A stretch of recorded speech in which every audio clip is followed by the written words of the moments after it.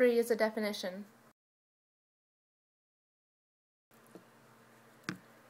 A girl sits as she once did when she was merely a child, her legs tight against her chest and her chin resting on her knees. Her eyes leak with what could only be considered as love.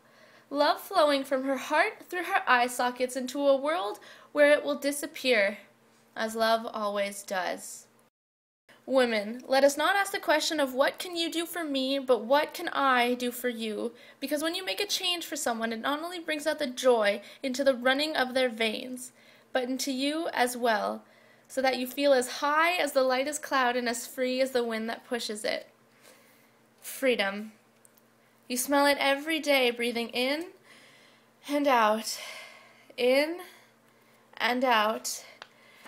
Men, it is your duty to be strong on the outside but compassionate within, letting tails run deep through our souls and grasp us by our face, yelling, "Why aren't you doing anything? Why haven't you tried to change the world?"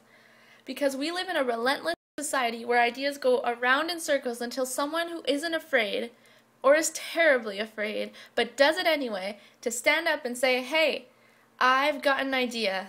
Let's give it a shot." When you make someone your everything and they leave you, you have nothing. And suddenly you're making 1 cup of tea instead of 2, watching other people live and love and be loved, talking to your dog because he provides more advice than a psychologist ever will, and he understands you more than you understand yourself. You find yourself walking around, your heart in your mind and your mind in Wonderland. You want to cry and scream and laugh and hurt and pity and rejoice. So you sit back and say, "Mister, this is not my cup of tea." You matter, sweetheart. You matter so much when you lie in bed and contemplate the deeper meaning of things, how the glass of water on your bedside is but half empty.